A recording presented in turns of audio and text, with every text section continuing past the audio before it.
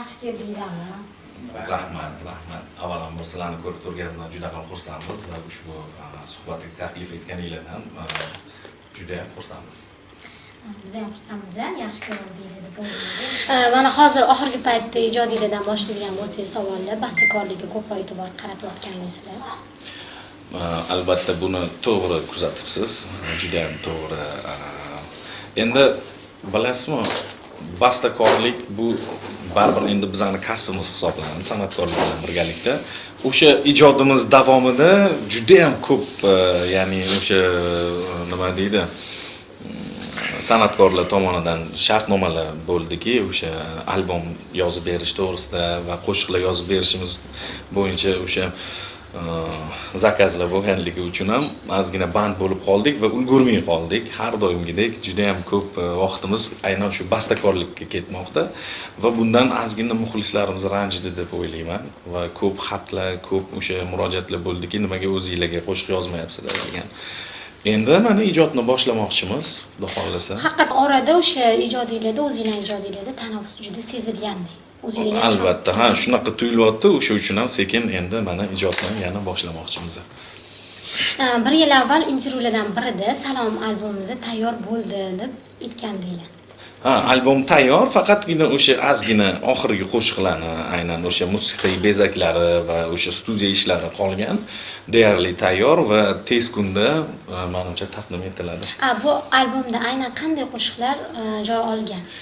Bu albomda o'sha Salom qo'shig'i va undan keyingi taqdim etilgan qo'shiqlar hamda bir nechta yangi taronalarimizdan iborat. Sizlarning ijodiylarda mana tanaffus bo'lgan bu kutilmagan holat bilan bog'liqmi yoki faqat o'sha bastakorlikka e'tibor qaratganingda bilan? Faqat o'sha bastakorlik bilan, menimcha. Bastakorlik va menimcha baribir hayotimizdagi qandaydir voqealar ham ta'sir qildi deb o'ylayman. Ochiq ayta olasizmi? Uni menimcha yo'q, ozgina o'zimiz uchun ham nima deydi uni, pauza degan narsa qilmoqchi bo'ldik va ijodga yana yangi nafas bilan kirib kelish niyatimiz bo'lgan. Bu balki oila qurganingizda bog'liq. Yo'q, u bilan emas. Bu o'sha menimcha ko'proq o'sha bastakorlik mavzusida va o'sha atrofimizdagi menimcha qanaqadir voqealar ta'siri deb o'ylayman baribir. Endi sal chesliroq boramiz. Yo'nalishingizda Salom qo'shig'i bilan boshqacha yo'nalishga o'tdinglar. Salom qo'shig'i bilan bu yo'nalishda hech qancha vaqt ijod qilmaganingiz. Yo'q, endi bu yo'nalishdan keyin o'sha mana Notanish qiz nomli tarona chiqdi, Raqs tushar nomli tarona o'sha aynan shu yo'nalishda bo'lib chiqdi. Prosta muxlislarimiz bizdan o'sha mahsum taronalarga o'rganib qolgan ekan, ya'ni o'sha ko'nikib qolgan ekan. Shunga qanaqadir ko'pchilikdan qabul qilish ozgina qiyinroq bo'ldi deb o'ylaymiz. Chunki ko'p murojaatlar bo'ldi. Mahsum taronalar qani sog'inib qoldi. Sizlarni shunaqa ko'rganmiz, shunaqa tasavvur qilganmiz, sizlarni shu qo'shig'inglarni yaxshi ko'ramiz deb ko'p muxlislar murojaat qildi. Bu yo'nalishni nima bo'laysizlar? Muxlislarga, ya'ni ommaga uncha anaqa qilmadimi, yoqmadimi? Yo'q, yoqmadi-ku deb ayta olmaymiz. Lekin o'sha aynan muxlislarimizdan ko'p talablar bo'ldiki, mahsum tarona bilan, ya'ni nima o'sha qaytinglar degan murojaatlar bo'ldi. Lekin mana o'sha Raqs tushar qo'shiqni ham hozir tadbirlarda yoki to'y marosimlarda agar ijro etib qolsak, hattoki o'sha so'zlarga mos harakatlar ham qilib qo'yishadi. Ya'ni bu o'sha yoqqanidan dalolat beradi baribir. Lekin o'sha asosiy muxlislarimiz massasi aynan shu mahsum taronalarga ko'nikib qolgan ekan. Nima deb o'ylaysizlar? Yana rejada qanday yo'nalishda sizlarga mos tushishi mumkin? Yoki o'zingizga chegara qo'ymaganmisizlar? Yo'q, o'zimizga chegara qo'ymaganmiz. Juda ham ko'p qo'shiqlarimiz bor, o'sha tayyor qo'shiqlar bor. Ularni keyingi albomlarimizda taqdim etamiz. Kutilmagan yo'nalishda. Umuman kutmaysizlar. Bunaqa yo'nalishda biz tasavvur ham qilmagan yo'nalishda. Maqom ham kuylashimiz mumkin. Ko'p sirlarni ochib qo'yishimiz mumkin. Hozir gapirmay turibman. No, bo'ladi yangi yo'nalishlarda. Bir anaqalar eski o'sha shoirlarimiz anaqasidan, buyuklar bisotidanmi, biron g'azal kuylashingiz mumkin. Mumkin. Niyat bor. Aynan kimga murojaat qilishingiz mumkin? Endi menimcha shu Fuzuli yoki bir Alisher Navoiy g'azallarini olib qo'ysak yomon bo'lmaydi deb o'ylaymiz. Saytimizga bergan intervyulardan yana birida faqat o'zimiz uchun ijod qilamiz degan gap ham bo'lgandi. Mana shu o'zi bizning rejamiz bo'yicha o'sha paytda tugatishimiz kerak edi, lekin ayrim sabablarga ko'ra endi bu ijodda qanaqadir gapirib bo'lmas ekan. O'sha uchun ozgina cho'zilib qoldi, ya'ni o'sha boshqa san'atkorlarga qo'shiq yozishimiz kerak edi. Shu cho'zilib qolganidan haligacha tugata olmayapmiz. Lekin deyarli 3-4 ta qo'shiq o'sha bastakorlikka olingan shartnomalarni, ya'ni o'sha qo'shiqlarga bo'lgan zakazlarni. Demak, hali rejada ko'p. Rejada ko'p. Yo'q, deyarli 3-4 ta qo'shiq qolgan. Keyin o'zingizlar topshirganimiz bilan albatta. Konsert masalasi faqat so'zlarda qolayotgandek.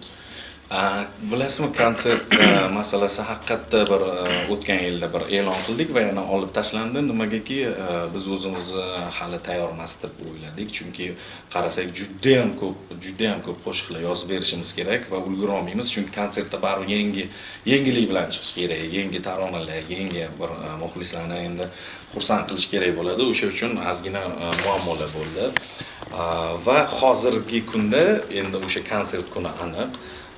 Birinchilardan bo'lib mana Fattoxon saytida ma'lum qilamiz. Xudo xolasa 15-16 fevral kunlari Istiqlol san'at saroyida yakkaxon konsertimiz bo'lishi. Birinchi marta ilk konsertimiz bo'lib o'tadi va shunga hozir qizg'in tayyorgarlik ketmoqda. Demak, o'sha e'lon qilindi. E'lon qilinadi. Ko'p guruhlar tarqalib ketyapti. Bu juda ham sezilarli holat. Ya'ni o'sha biz ijodni boshlagan paytimizda guruhlar soni uncha ko'p emas edi. 3-4 edi. Va ijodimiz o'sha gullab borgani sari guruhlar ham ko'payib qoldi o'sha payt. Men o'zim qo'lim bilan sanaganimda 47 ta guruhlar chiqqan o'sha payt guruhlar. Hozir sanab ham berish mumkin, lekin bu xil qoladi. Shu guruhlar birma-bir yo'qolib ketdi. Endi bu nima deydi? Achinarli holat san'at uchun, chunki raqobat bor joyda o'sish bo'ladi. Raqobat yo'qdek, xuddi raqobat yo'qdek bizga o'sha sezilmoqda bu narsa. Ularni bo'lgani yaxshiroq edi-da. Demak, hozir guruhlar yo'q, o'shandan raqobat kamaganda ijodimiz ham sal susaydi deb o'ylayman. O'sha raqobatchilar borki ijod qiladi. Sababi ham topildi. Sabablardan biri desa ham bo'ladi. Lekin sizlarni ham anaqaylada, oranglarda bo'lindi degan gap so'zlar. Endi bu tarqaldi, lekin bu mana ko'rib turganingizdek vaqtinchalik gapda qolib ketdi. Ya'ni e'tiborni tortish uchun o'ylab topilgan. Yo'q, o'ylab topilgan narsa emas, bu o'sha ozgina jurnalistlar tomonidan ozgina bo'rtirilgan narsa. Unda jurnalistlar. Yo'q. O'zi rostdan tarqalish niyat bo'lganmidi? Yo'q, jurnalistlar topildi. Yo'q, tarqalish niyat bo'lmagan, unga bir o'ziga mos o'sha nima deydi, sababli bo'lgan. O'sha paytda administratorimiz xato informatsiya berganligi uchun ham shunaqangi bir gap so'zlar, ular shunaqa deb o'ylab shuni yozib olgan. Bo'lindimi degan narsani yozib olishgan, lekin mana ko'rib turgandek bo'linmadi. Men o'ylashim bo'yicha shu e'tibor uchun deb o'ylab tushundimmi? Unaqa emas. E'tibor tortish uchun bunaqangi ayanchli endi nima deydi, negativ informatsiyalar lekin berish yaxshi emas. Mabodo farishtalar o'yin qilib qo'ysa naqalarni. Lekin aytishadi-ku, o'sha uchun negativ narsaga ko'proq odamlar ahamiyat qaratadi haqiqatda shunaqa narsa. Ahamiyat berishadi, lekin bu narsadan foydalanmagan. O'zi umuman ijodini boshlaganingizdan beri PR yo'nalishidan, misol uchun PR narsadan PRdan foydalanganmidi? Yo'q. Yo'q, mana. Faqat ijod, faqat o'zimiz ijodda qanaqangidir deyarli, lekin PR bo'lmagan. O'ylab topilgan PR bo'lmagan. Yo'q, deyarli bo'lmagan. Xalqni o'zi o'ylab topgani bo'lgan. Qanaqa eng oxiri esda qolganingizdan yoki jahlingiz chiqqanidan bir aytib o'tsangiz. Mana jahlim chiqqan juda ko'p bo'lgan, unaqa endi xalq. Eng esingizda qolganingiz. Esimda qolgani o'ldiga chiqarishgan. O'lsalarni ham? O'ldiga chiqarishgan, mana shunaqa bo'lib turganlar. Yana eng yomonidan nima deydi, narkoman deyishgan. Qaysi biriga? Mana. O'sha uchun nima deydi, juda ko'p bo'lgan. Endi uni intervyuda aytish joiz emas. Xalq tilida nima deydi, o'rtoqlarimiz bor. Eshitib turganinglar bo'lganmi? O'sha mana o'ldi deganda kulib o'rganmiz, xudo asrasin deb. Haqiqatan ham kulgilida eshitib tursiz. O'ldi kim? Juda jahlinglarni chiqarganmi? O'sha narkoman deydi. Jahlni chiqargani menda aynan Ha, yaqinda bir video tarqalib ketdi. Chet elda bir bola juda ham o'xshagan. Hattoki men ko'rib, "Bundoq voy" deb seskanib ketdim-da. Qachon Komil qayerda bu deb. O'zi tabiatan tuhmatga chidolmaydigan odamman-da. Bir kishi yolg'on ham bo'lsa ham qilmagan narsangni aytsa, anaqa chidolmaydigan odamman-da. Yosh umuman aloqam yo'q narsaga "Sanku" deb odamlar anaqa qilganda. O'xshash shehra bo'lgan-a? Juda ham bo'lgan, lekin yaxshi ham o'tdi.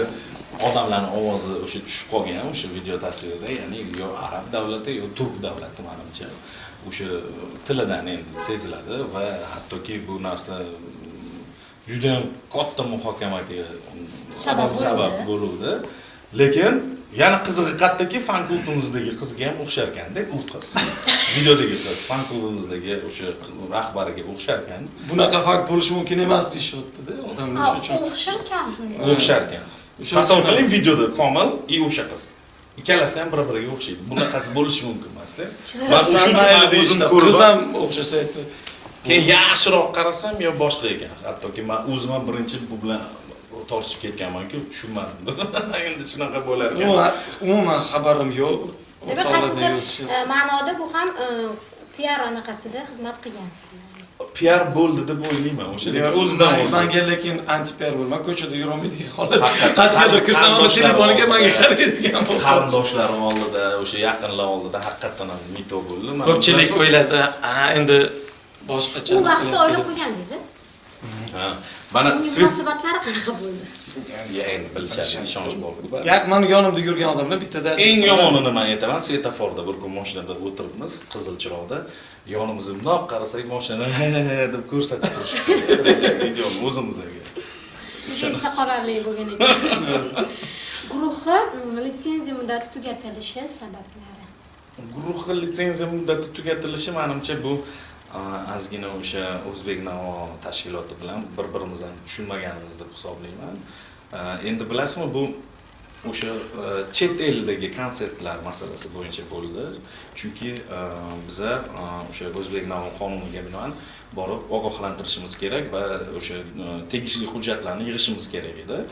Konsertga oz vaqt qolganligi uchun biz bu narsani amalga oshira olmadik va o'sha konsertga borishimizga majbur edi. Chunki oldindan gonorar olingan, shartnomalarga qo'l qo'yilgan. Faqat O'zbeknavoni borib ogohlantirdik, borishimiz kerak edi. Tegishli hujjatlarni yig'ib bera olmadik, chunki vaqt yetmadi. Shunga ozgina ogohlantirish berishdi. Ogohlantirish berishdi. Qozog'istonga konsertni borib kelgandan keyin keyingisi Moskva bo'lib qoldi. Unga ham ulgura olmay qoldik, chunki ish juda ham ko'p, hujjatlarni yig'ish masalasi juda ham qiyin kechdi. Shuning uchun shunaqangi narsa bo'lib qoldi va kelajakda menimcha bu narsani endi sal ehtiyotkorlik bilan amalga oshiramiz, albatta. Rossiya shou biznesida ham Sardiyani va Yo'qanga qo'shiq yozib berganligi haqida qo'shiq albatta. Shu qo'shiq premyera bo'ldimi? Mana shu qo'shiqlar premyera bo'lmadi, hali ham kutmoqdamiz. U yoqda juda ham qiyin ekan bu narsalar. Menimcha ular shou biznesi bizdan farq qiladi, lekin qo'shiqlar o'sha tayyor, yozilgan. Eshittiringiz bormi? Sizga xohlasangiz. Lekin ular taqdim etishmadi hali. Guruh yana film suratga olishi mumkin.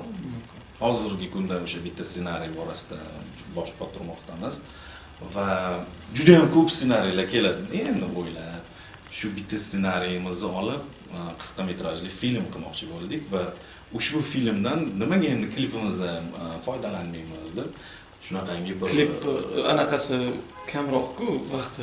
Har doim yetarli darajada yetkazib berish qiyin-da muxlislarga, chunki 3 minut ichida hamma narsani ko'rsatishingiz kerak. Buni deyarli iloji yo'q-da klipda. O'sha uchun biz shunaqangi bir narsa o'yladikki, 3 qismli klip qilamiz. Ya'ni davomini 2-qo'shiqqa qilamiz, uni davomini 3-qo'shiqqa. Shunaqangi bir o'zbek bog'liq.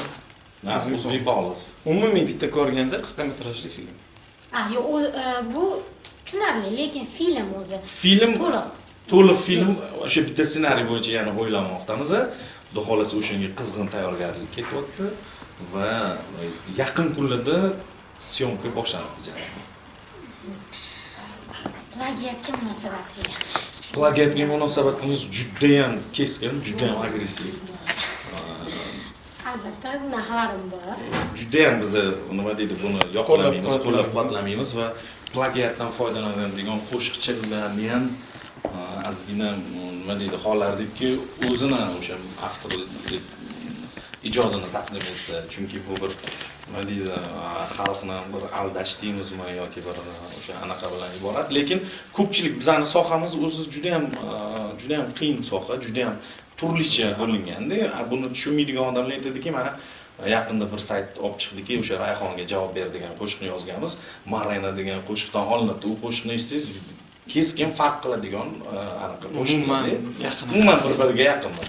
Yo, mana plagiatdan beyon guruh foydalandi deydi-da o'sha sayt. Endi bu kulguli bir tarafdan u qo'shiqni agar eshitib ko'rsangiz, haqiqatda boshqa faqatgina o'sha bu ashulada ham pianino ishlatilgan ekan, javob berda ham pianino ishlatilgan.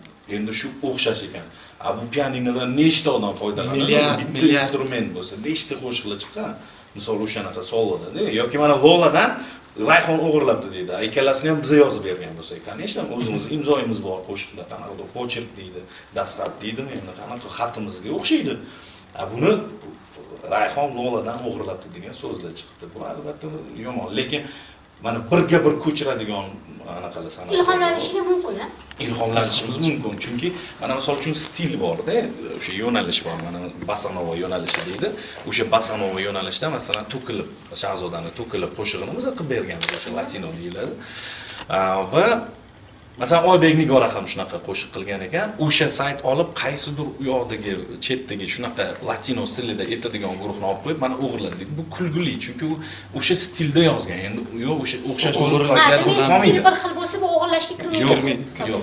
Yo'q, bu shunaqa butun jahonda shunaqa stil bor-ku. Misol bekor rock yoki pop yoki latino yoki reggaeton degan, reggae degan stillar bo'lmaydi-da, bekor. Bu yoqda o'sha stilni qildingizmi, voy o'g'irlabdi deydi-da. Sal xato tushunishadi bizada. Uni o'sha jurnalistlarimizdan o'sha mavzuni ko'targan jurnalistlarimizning saviyasi yo'q. Musiqa tarafdan-da bu juda xunuk narsa. Ras saviyang yo'qmi, tegma bu temani.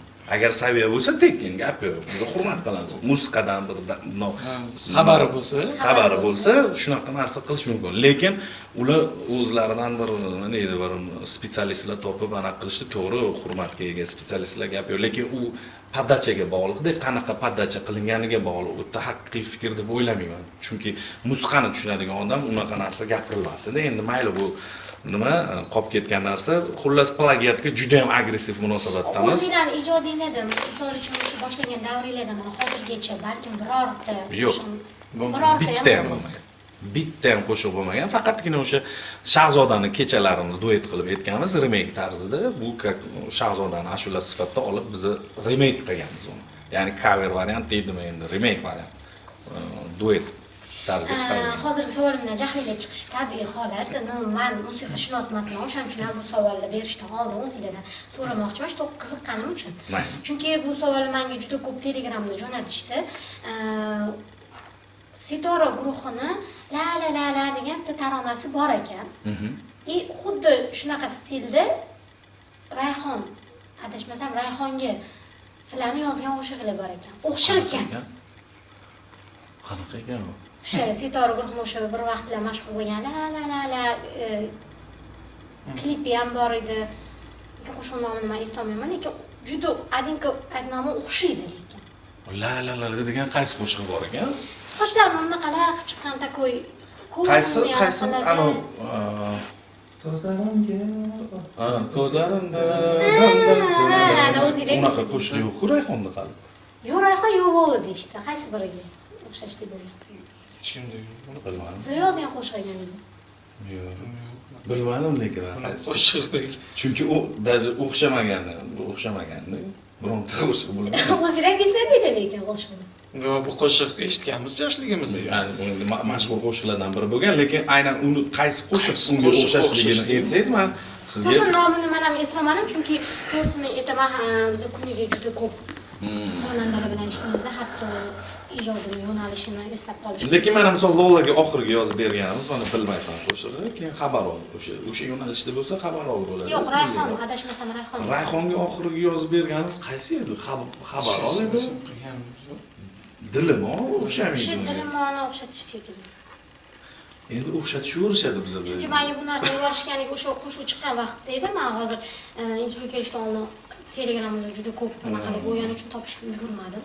Balki o'xshash bo'lib qolishi mumkin, chunki dunyoda O'sha aytib o'tganinglardek stil o'xshaydi. Stil yoki o'sha bir qanaqadir o'sha Element. notalar ketma-ketligi o'xshab qolishi mumkin, chunki dunyoda 7 tagina nota bor xolos. O'sha 7 tadan qoyilki shuncha qo'shiqlar yaratyapti bastakorlar. To'g'risida, misol uchun juda ham kam nota va bir-biriga o'xshashligi tabiiy holat. Asosan mana sizlar bastakorlikda ijod qilganinglarda nimadan ilhomlanasizlar? Har xil narsadan. Misol uchun Ob-havo ham bo'lishi mumkin, kino ham bo'lishi mumkin. qo'shiq ham bo'lishi mumkin yoki bir film. Asosan mana Komilda juda ham Hind filmlarini yaxshi ko'radi. Ko'rsa qo'shiqlar. Ko'rganimga 5-6 yil oldinlarida. Qanaqadir voqea, qanaqadir bir holatni o'sha dunyodagi, masalan, atrofimizdagi qanaqadir holatni ko'rib ham ilhomlanishingiz mumkin. O'zinglarni misol uchun holatingizdan kelib chiqib yaratgan qo'shig'inglar bormi? Kimgadir yaratib bergan? Endi unaqa bor, lekin kamdan kam. Qaysi qo'shiqni o'tamiz? O'zimizni holatimizdan bormi? Bor, lekin kamdan kam. Qaysi? Uni aytolmaymiz ham. Qaysi holatda? Eslamadim.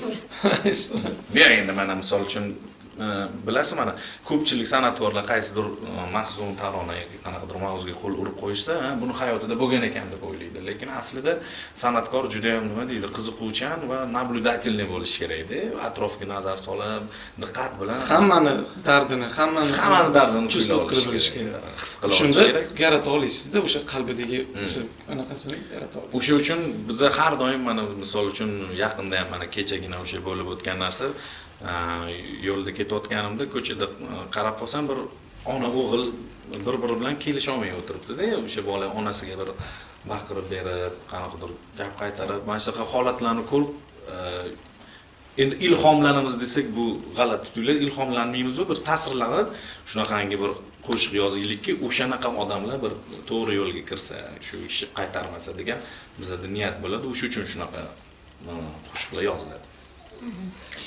Bugungi kundagi ijodiylardan qanchalik ko'nglingiz to'lyapti? Hozircha ko'nglimiz to'lmayapti. Yo'q, 90% ga 90% ga faqat. 10% ga to'lmayapti, chunki rejalarimiz juda ham ko'p, go'yoki vaqt yetmayotgandek. Bizda oxirgi payt shunaqa. Shoshib. Muxlislarga ko'p narsalar hadya qilmoqchimiz, ulgurmayapmiz. Vaqt Nimadan bu?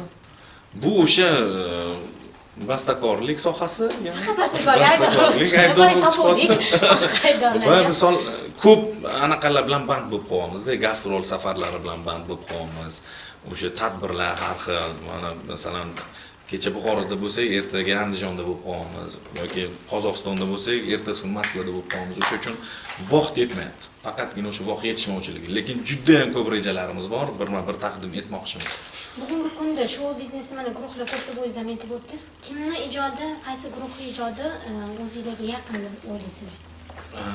Endi bizga yaqin, menimcha buni hamma o'sha muxlislar ham aytishi mumkin, umon guruhi bo'lishi mumkin, chunki ko'proq biz ham mahzun tarona aytib kuylaymiz, ular ham mahzun tarona kuylaydi, lekin raqobat borasida menimcha oramizda raqobat yo'q deb o'ylayman.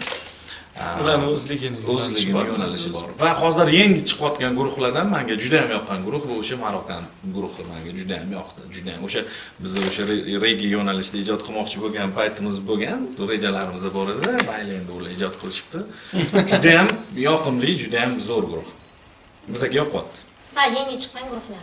Yangi chiqqan guruhlar. Hozirgi kunda internetga qanchalik bog'langansizlar? Deyarli 200%. Siz bir intervyuda aytib o'tgandingiz, men hozir internetdan tunda bir soat foydalanaman. Yo'q, men shunaqa qilmoqchi edim, lekin hozir iloji bo'lmayapti, chunki o'sha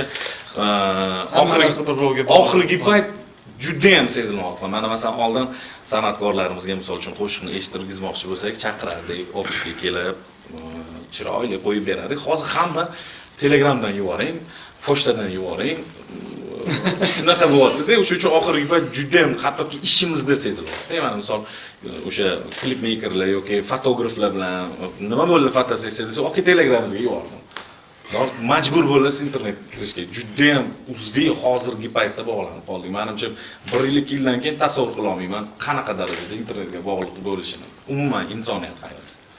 Bir qiziq savol, kuniga qancha trafik ishlatasizlar? Juda ko'pchilik qiziqtiradi. Yetmayapti. Kuniga 1 gig yetmayapti. Bizada ofisimizda Wi-Fi o'rnatilgan.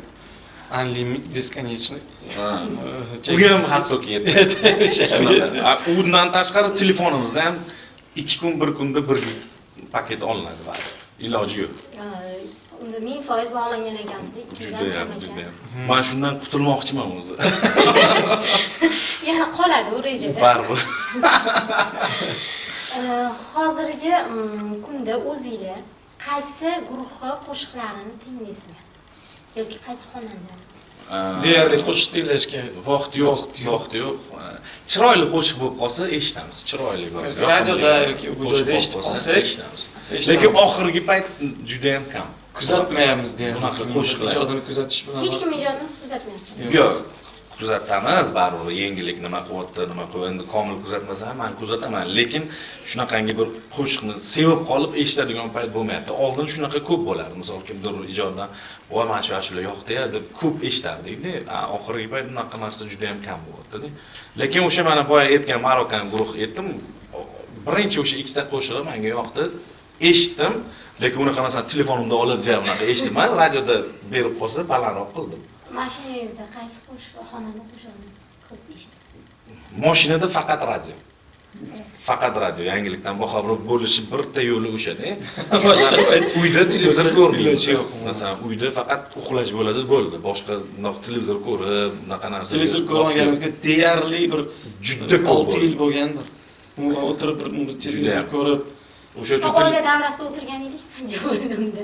yo'q, o'tiramiz. oila davrasida ham faqat kam bo'lib qolganmiz. Uydagilar hattoki juda ham bizdan xafa desak ham bo'ladi.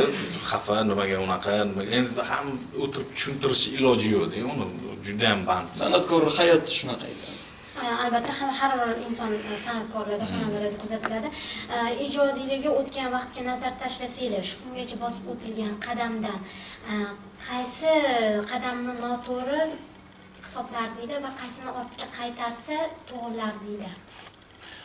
Bu yaxshi savol bo'ldi, juda ham chiroyli savol bo'ldi. Bilasizmi? Ijodimiz davomida xatoliklar bo'ldi. Chunki mana oxirgi o'sha erkalay taronasidan keyin o'sha tanaffuslar ko'p sezildi ijodimizda. O'shani agar iloji bo'lganda biz qaytarmasdik. Tanaffuslar ko'p bo'ldi o'sha erkalaydan keyin yana bir ijodni boshlab, yana tanaffus bo'ldi, yana o'sha salom taronalarini bergandan keyin yana bir tanaffus bo'lib qoldi. Mana shu tanaffuslarni iloji bo'lganda umuman qilmasdik. Agar iloji bo'lganda. Eng katta kamchiligimiz shu. Shunaqa. Endi buni balkim takrorlamaslikka harakat qilarsiz. Shu to'g'ri endi qarorlar qabul qilib, haqiqatdan. Yo'q, bunaqa bo'lmaydigan umiddamiz. Chunki ko'p xonandalar konsert oldi, o'sha kliplar, o'sha yangi qo'shiqlar chiqarishadi, taqdim etishadi va konsertdan so'ng yana yo'qolib qolishadi. Ha, dam olishadi. Mana misol uchun men endi bu narsa bilan bog'liqligim uchun ayta olaman. Misol dam olishadi. Chunki konsertgacha qizg'in repetitsiya, ijod, charcha odam ma'naviy, fizik hammadan ham fizически, jismonan charchab qoladi-da. O'sha uchun menimcha dam oladi deb o'ylayman. Keyinroq, keyin 2-3 oydan keyin ijodga qaytadi. Bu bir tarafdan to'g'ri ham deb o'ylayman. Chunki konsertgacha hamma joyda o'sha san'atkor bo'lib qoladi, odamlar bezib ham qolishi mumkin. Balki tanaffus o'shani sezilib qolmasmi? 2 oy, 3 oy tanaffus sezilmaydi. Chunki baribir eski 6 oydan oshsa tanaffus seziladi. Demak, sizlarda muddat 6 oydan 6 oy, 6 oy, 5 oy bo'lib ketyapti bizda. Mana nimagadir 3 oy deydi. Uncha uzoq muddatga unaqa Yo'q. Oldin bir marta bo'lgan, menda 6 oy qo'shiq yoza olmaganman. 6 oy umuman ijod bo'lmagan, umuman qo'shiq yozish ham bo'lmagan. Bu menimcha depressiya emas, depressiya ham bir kompozitorskiy depressiya. Shunaqa deyiladi. Ya'ni o'sha o'z ijodidan inson agar mamnun bo'lmasa, ya'ni o'sha qoniqmay qolsa shunaqa bo'lar ekan. Keyinchalik o'sha atrofdagi do'stlarim, atrofdagi o'sha mana komil yoki boshqa san'atkorlar yana ijodga qaytarishdi-ki, bilasanmi qanaqa hit bu qo'shiqlar yoki bu mazmun qo'shiq qanaqa darajada. qaysi qo'shiqdan keyin shunaqa bo'lgan? Yo'q, bu aynan bitta qo'shiqdan keyin emas. Bu shunaqa bir davr, davr o'zi bo'ladi. Men o'sha institutga kirgandim o'qishga, balki o'qish bilan band bo'lib qoldim, bilmayman. Shunaqa narsa bo'ldi. Bitirdingizmi? Akademik oldim. Umuman iloji yo'q bitirishga. shu biznesga kirishdan oldin o'zingiz haddan ortiq hurmat qilgan biror bir san'atkor yoki ijodkor bilan yaqindan suhbatlashgach, hech xastalingiz bo'lib qolgan vaqt bo'lganmi? Bu endi bilmadim, lekin men o'zi tabiatan kimgadir uzviy orzu qilib muxlis bo'lib qoladigan Bizda bo'lmaydi. odatim yo'q-da. Shunaqa narsa menda bor, masalan, kimgadir muxlis bo'la olmayman. Addushi muxlis bo'ladi-yu, butun kallamni yo'qotib, bunaqa narsa menda bo'lmaydi. Menda fanatizm yo'q. Lekin yo'q bizda. bizada. Lekin bitta narsa bo'lganki, shuni aksi bo'lgan.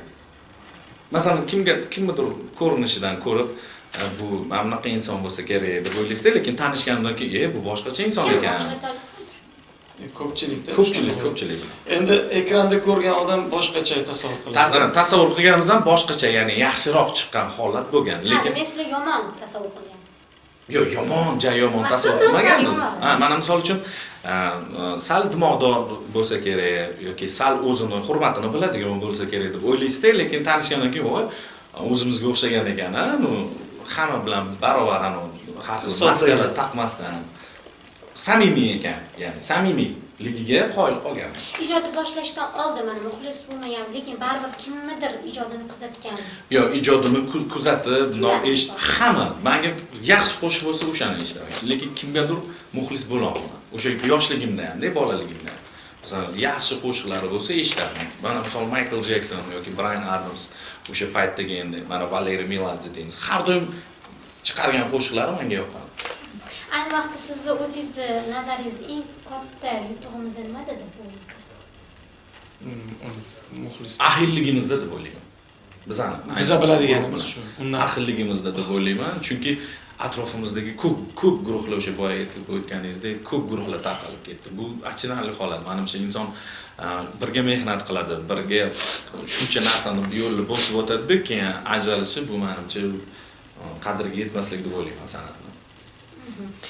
Klip maker sifatida ham ijod boshlagansiz-a? Ijod boshlagan. Nima bo'ldi? Zo'r bo'ldi, hammasi juda ham zo'r. Endi klip maker sifatida emas, biz bir media tashkil qilmoqchi edik. Ya'ni o'sha chunki san'atkorlarga o'zimiz qo'shiq yozib beramiz, o'zimiz qo'shiq kuylaymiz va yana o'sha klip sohasini ham qilib bermoqchi edik. Chunki ko'p paytda o'sha qo'shiq yozgan paytingizda klipi bilan ko'rasiz-da. Misol bastakor shunaqa bo'ladi. Qo'shiq yozayotganida klip ham ko'z oldidan o'tadi bevosita. O'sha uchun bir oldimizga mahoratli bolalarni olib, ular klip maker edi. Biza ozgina g'oya beradigan, g'oyalarni o'ylab, shunaqa bir nima deydi, qarab turadi. Yondashuvga g'oyani berib turadi. Va menimcha yomon bo'lmadi, juda ham yaxshi ishladik, juda ham yaxshi o'sha kliplar taqdim etildi. Tugamadi, davom etmoqdamiz. Balkim shu ham sabab bo'ldi-da, o'sha Benom guruhini aynan bevosita o'sha ijodi to'xtab qolganiga. Chunki hamma narsani inson baribir nima qila olmaydi. Yo'q, mana hozirgi kunda o'sha qo'shiqlarimizga biz o'sha Grimqulov Vizilars bilan ishladik, juda ham yoqdi. Chunki sababi bizning bolalarimiz band bo'lib qoldi. Endi ular klip makerlikdan tashqari o'sha love story deymiz hozirgi paytda juda ham ommalashib ketdi. Ya'ni o'sha to'y marosimlarini tasvirga tushirish bilan ham band. Shuning uchun juda ham band bo'lib qolganligi uchun ularning miyasini chalg'itmaylikda boshqa nima bilan klip maker bilan aloqalaylik degan bir fikr bo'ldi-da. Va tanlovimiz Primko Vizels deb tushib qoldi. Hozirda yosh umidli rejissyor Habibullo Nabiyev degan bola juda ham g'oyalari zo'r, bizga yoqdi, taklifi ham bizga yoqdi va o'sha bilan shunaqangi bir katta proyekt qilindi. O'sha boya aytganimizdek 3 qismli klipga qo'l urib qo'ydik. Tez orada premyera. Haqiqatan ijodiylarda anchadan beri klip yo'q edi. Guruhni eng katta orzusi. Guruhni eng katta orzusi bu hozir aytsam ekrandan ko'rib kulib olishmasin, lekin har doim kulga bilasizmi o'sha bolaligimda ham sinfdoshlar bilan o'tirganimizda hali ko'rasizlar, men shunaqangi san'atkor bo'laman. O'sha meni tanishadigan bo'ladi, qo'shiqlarimni eshitadigan bo'ladi desam, kulib olishgan. Sinfdoshlar. Endi bolalikda bilasizmi, endi shunaqa narsa bo'lgan. Tasavvur qilish olmagan, lekin men aniq tasavvur qila olganman shu narsani o'sha payt. Va shu orzuyimga yetganimdan keyin hammasi nima deydi, qoyil qolib, qanaqadir juda ham xursand bo'lgan. o'shanaqa orzuyimizni aytsak, shunaqangi ekran ortida kulganlar ham bo'lib qolishi mumkin. Mayli kulishsin, endi orzuga aytib. Bizning eng katta orzuyimiz bu o'sha Yevrovideniya anaqasiga chiqish, ya'ni musiqiy tanloviga chiqish. Men shuni bir marta aytganimda, voy O'zbekiston chiqolmaydi-ku, chunki Yevropaga taalluqli davlatlar chiqadi-ku degan narsa bo'ldi. Endi u Yevro tanlovida, boshqa masalan, boshqa qit'adagi o'sha geografik joydagi davlatlar chiqolmaydi. Lekin u yoqda shunaqangi bir nima deydi, shartlari bor ekanki, aynan o'sha davlatdan tug'ilgan bo'lish kerak emas ekan. Xohlagan inson xohlagan yurtini o'sha sharafini himoya qilishi mumkin ekan. Demak, yaqin kelajakda chiqib qolishimiz mumkin. Orzuga aytib, bir hozirdan aytib qo'yaman, kulmanglar o'sha uchun. hozir kulib oldim. Guruhni eng katta kamchiligi nimada deb o'ylaysizlar o'zida? Guruhning eng katta kamchiligi bilasizmi, juda ko'p. Buni sanab o'tsa vaqt yetmaydi. Biz o'zi ozgina samokritikniy odamlarmiz, ko'proq. Masalan, kimdirlarni ko'rasizda, juda ham o'ziga bino qo'ygan bo'ladi-da. Haqiqatdan yiroqlashib qoladi-da inson. Agar inson o'ziga ozgina samokritikniy bo'lsa, chiqib qolmaydi-da. Ya'ni qanaqadir xayoliy tasavvurga ega bo'lib, qanaqadir o'zidan shaxs yasa olmaydi deb o'ylayman. Bizning eng katta xatoyimiz, kamchiligimiz bu qanaqa desam, ozgina o'sha kech qolishimiz vaqtidan, mana boya aytgan. Shuni kuzatiladi. Vaqtidan kech qolamiz, o'sha bandligimiz sabablimi bilmayman, o'shani sababini topishimiz kerak bir o'tirib o'ylab. Kech qolamiz ko'p. Mana misol uchun premyera qilamiz, mana 10-da premyera qilamiz deymizda, ulgurmay qolamiz. Shu deb o'ylayman. Haqiqatdan intervyuga belgilangan vaqtda menimcha siz joydan qo'zg'alasizlar. Shuni hech amallab bo'lmaydi, chunki 52 ta odam bo'lganligi uchun yoki vaqtli kelib qo'yamiz. Sizlar vaqtli kelganda shu vaqtgacha kuzatmagan. Yo, oldinlari vaqtli kelib qo'yardik-da, qaysidir ishimiz zararga kirib ketardi-da. Mana misol o'sha jurnalistni kutsa yoki bir insonni kutib qolsak, boshqa ishlarimiz zararga ketib qolardi. O'sha uchun chem kutgandan ko'ra bu kishi опаздывать. Deb o'ylayman. Lekin atayin qilmaymiz. Shu bilan kurashmoqchimiz, baribir shunaqa bo'lib qoladi. Nima uchun bu balki administratorga bog'liqdir. Yo, administrator umuman milliardlab telefon qilib, kech qolamiz deb aniq qiladi. Ishonib telefonlar o'chib qolgan payti administrator kelib uyigacha taqillatgan payti ham bo'lgan. Demak, bu o'zingizda. O'zimizda shuni bir to'g'rilashimiz kerak. Juda to'g'ri. Oxirgi vaqtda insonlarda qaysi hislar yo'qolib ketyapti bo'lmasa? Samimiylik. Samimiylik. Ko'pchilikka qarasangiz, qanaqadir, yo endi men kuzatayotganim o'zimning shaxsiy fikrim, samimiylik ham yo nimaga misol uchun kuniga shunaqangi muxlislar yozadi, shunaqangi samimiy tilaklar. Yo, ularni hisobga olmayapman. Umumiy olib qaraganda atrofdagilardan demoqchiman. Qanaqadir samimiylik. Bu har doim bo'lgan. Bu har doim bo'lgan. Insonlar atrofida samimiy insonlar ham bo'lgan, samimiy emas insonlar ham bo'lgan. Bu har doim azaldan bo'lgan, bundan keyin ham bo'ladi. balki bularning o'zlarining shaxsiy fikrlari. To'g'ri, o'shani aytmoqchiman-da. Yo'q, keyin xafa bo'lib qoladi. Muxlislar, biz samimiymiz. Yo'q, muxlislar umuman aloqasi yo'q. Men muxlislar demadim. Umuman insonlar o'rtasida deb. Men bilasizmi nima deb aytaman? Odamlarda men lichno shaxsan o'zim sezayotgan narsam bu maqsad yo'q. Maqsad siz insonlar ko'paymoqda. Mana yoshlarimizni ko'ramiz. Maqsad yo'q-da, bekorchilik. Qanaqadir hammasi emas. Nima qilmoqchisan? Mana bitta narsani aytaman. Yo'lda ketyapmiz, juda ham shoshib turibmiz. Svetofor qizil. Yashil chiroq yonganiga shuni qarab turaman soatga. 40 sekund bo'ladi. Mashinalar qo'zg'almagan. Balki ular bu nimadan davoladi? Qoidasiga. Yo'q, agar shoshayotgan odam bo'lsa qo'zg'aladi. Tushunasizmi? Qo'zg'aladi. Men o'sha ko'rayotgan narsam odamlarda bemalolchilikni ko'ryapman-da. Misol vaqt undan ko'ra maqsad qo'yib, yo'q biz juda ham shoshamiz. Chunki men svetoforda tursam, vechno hamda signal men eng ko'p shoshib yuradigan odamman lekin. Signal chalishadi. Chalishadi, shunday chalishadi. Yo'q, men qolmayman, o'shaning uchun aytdim. Siz kutib turasizmi? Shu sariq yonishini, sariq kutib turasizmi? Endi yonish bilan men qo'zg'alib ketib qolaman. Biz ham shunaqamiz, lekin odamlarda yashil yonadi. Yashil yonganida 15 sekund men ko'rayotganim, mana yo'llarda yuraman, bemalol. Yo'q, 20 foydasi bilan necha marta buzasilik kuniga. juda ko'p. Majbur Juda ko'p. bo'lamiz. Mana tushamiz, radarlarga tushamiz, har doim o'sha tezlik bo'yicha tushamiz. Chunki ulgurish kerak. Hamma narsaga Kun ulgurish qanaqadir tez tugab qolayotgandek bo'lyapti-da. Ko'p ana yoki ko'p narsani zimmamizga olganmiz. Shuni bir yengillashtirish kerak menimcha. Balki shunaqadir. Balkim shunaqa.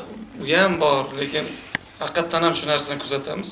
Ko'pchilikda qanaqadir masalan, birinchi polosada ozgina tezroq yurish mumkin, ikkinchi polosada sekin. Eng sekin haydaydiganlar o'sha birinchi polosada o'tirib olishadi-da. Rosa. Siz shoshyapsizmi? Kimdir nimadir bo'ldi, siz tezroq bo'lishingiz kerak. Yo'q. Qaysidir 1 sekund yoki 2 sekund hal qilishi mumkin. Juda ko'p narsani Hal qilishi mumkin. Odamlarda o'sha narsani qadri yo'q. Yo, endi bu daraja 140 bilan yurmaymiz. Yo'q, unaqa darajada. Mana masalan o'sha 70-80-100 orasida o'sha yurgan paytingizda ham qanaqadir o'sha mashinalar sabab ulgura olmay qo'yasiz-da ishingizga. Kecha qolishingiz ham sabab mana Shu, mana topdik. Hozir ham kelayotganda jahlingiz chiqib, nerisida kelyapmiz. o'zingizga lekin belgilangan vaqtda qo'zg'aldik. Yo'q, undan oldin so'zlaganimizda ham baribir shunaqa bo'lardi. Baribir shunaqa bo'ladi. Yo'q, balki 15 minut vaqtli chiqish kerak. Ya hozir Xudoga behisob shukr, hamma oilada mashina bor, mashinalar ko'paygan. Endi probka degan narsalar paydo bo'lyapti. Shunga balki Endi ko'nikish qiyin bo'lyapti. Demak, 15 minut vaqtli baribir chiqish kerak. 15 minut kam. Yarim soat. Yarim soat. Unda administrator borasiga. Administrator borasida juda ham ko'p administratorlar bizda ishlagan, hattoki biza bilan ishlab professional bo'lib ketgan administratorlar ham talaygina. Endi yangi administrator oldik, Behruz ismli bola. Juda ham talabchan, juda ham o'ziga ishongan va maqsadli bola. Asosiysi maqsadli bola. Menimcha bu yog'i zo'r bo'ladi deb o'ylaymiz. Eng ko'p guruhlar ichida administrator bo'lib kelayotgan guruhlarda pozitsiya bo'ladi. Ha, shunaqa. Chunki kuniga Chunki administrator prodyuserdan ko'p narsa atrofidagi insonlardan juda ham ko'p narsa bog'liq. San'atkor hayotida. Agar o'shalar sal nima bo'lsa, guruhga ham ta'siri bo'ladi deb buni. Endi savollarimiz shundan iborat edi. Qaysi savolni berishni kutgandingiz-yu, ham bermadim. Yo'q, unaqasi bo'lmadi, juda chiroyli bo'ldi, zo'r bo'ldi. Nimadir aytmoqchi bo'ldinglar, ayta olmagan. Ha, aytolmaganimiz bor. Eng juda katta bitta yangilikdan o'tib ketib qoldik. Bu ham bo'lsa o'sha klipimiz, serialli klip olganimiz haqida. Ha, o'sha suratga olib bo'lindi. Olib bo'lindi. Uchala qismi ham suratga olib bo'lindi. Tez kunda Bu yoqda bosh rollarni o'zimiz ijro etdik. Saroy bilan men, yangi chehra, yangi qizimiz bilan. Yangicha bo'ldi. Juda ham qiyin bo'ldi bu qizni topish. Ya'ni o'sha kasting e'lon qilindi. Kastingda juda ham ko'p ishtirokchilar bo'ldi va o'sha kastingda g'olib chiqqan qizimiz, lekin qiyin bo'ldi topish. Hattoki 3-4 qismga bo'linib ketdi kasting holati. Qayta kasting qilaverdik. Endi bu degani yomon insonlar bo'lmadi, yaxshi, hamma ishtirokchilar o'ziga yarasha qobiliyatli, o'ziga yarasha talantli, o'ziga yarasha chehrasi bor. Lekin aynan bizning klipimizga tushadigan qizni o'zi qiyin bo'ldi topish. Yo juda ham biz talabchan bo'ldik yoki ishtirokchilarimiz yetarli darajada balki aktyorlik mahoratini ko'rsatisha olmadi. Lekin oxiri topdik. Nargiz ismli qiz juda ham zo'r ijro qildi rolini, juda ham zo'r tushdi va tez kunda premyera. Shu yangilik edi. Konsertga yana to'xtalib o'tadigan bo'lsak, Konsertda qizg'in hozir tayyorgarlik boshlandi. Qo'shiqlar saralab olinmoqda. Konsert rejissyori kim bo'ladi? Mana shuni o'ylab turibmiz. Lekin konsert bitta narsasini aytib o'tishimiz mumkin. Mana shu yurtimizda bo'lib o'tayotgan konsertlardan turli nima deydi, boshqacha. Hozir katta gapirib qo'yamiz. Qaysi taraflar farqi? Umuman boshqacha. Endi boshqacha yo'nalishda bo'ladi konsert. Yo'nalishlar. Umuman boshqacha. Mana masalan, ijrolar qancha bo'ladi? Jonli ijro 100% bo'lishi kutilmoqda. Bilasizmi, ham naqa bizda ozgina anaqa ekan, o'sha fonogramma orqali ijro etadi, o'sha reklama yozuvlarga men to'xtab o'tsam, jonli ijroda kuylanadi deb yozish uchun u 100% jonlida bo'lishi kerak ekan. Qanaqa?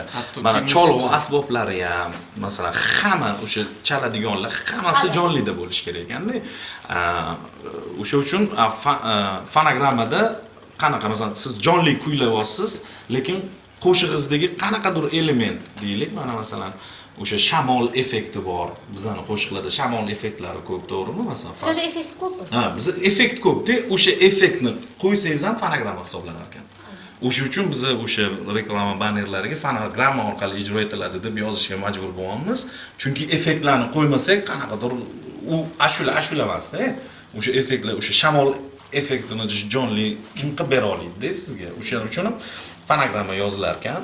Bundan muxlislarimiz, chunki ko'p intervyularda biz jonliga tayyorgarlik ko'ryapmiz. O'sha uchun konsert bermayapmiz. Biz jonlida konsert bermoqchimiz deb ko'p takrorlaganmiz-da. Bu yoqda hozir reklamada fonogramma deb chiqsa g'alati holat, ya'ni so'zning ustidan chiqmadi degan holat bo'lib qoladi. O'shani tushuntirib o'tmoqdamanki, hattoki o'sha shamol effektini qo'ysangiz ham fonogramma hisoblanar ekan. O'sha uchun yozuvda fonogramma. Hali juda ko'plab intervyular berasizlar. Beramiz, hattoki o'sha bannerda fonogramma orqali ijro etiladi deb yozilgan konsert jonli ijroda bo'lgan taqdirda ham bu savolni qayta-qayta berishadi. Tugamaydigan savol. To'g'ri. Qo'ydik. Juda ko'plab san'atkor xonandalar ijodida bu kuzatilmoqda. O'sha bittagina effekt tufayli ham o'tkazilgan konsertda jonli emas fonogramma deb yozilgan banner uchun juda ko'plab savollar bo'lmoqda. Haqiqatdan. Shunaqa. Muxlislarga tilaklaringlar. Muxlislarimizga tilaklarimiz doimo sog'lom bo'lishsin, har doim omadli bo'lishsin, maqsadli bo'lishsin, orzulari ushalsin, cho'ntaklariga daromad, qalblariga sevgi va deymiz. Biz sizlarni sevamiz, sizlar uchun ijod qilamiz. Sizlar borki, biz bormiz.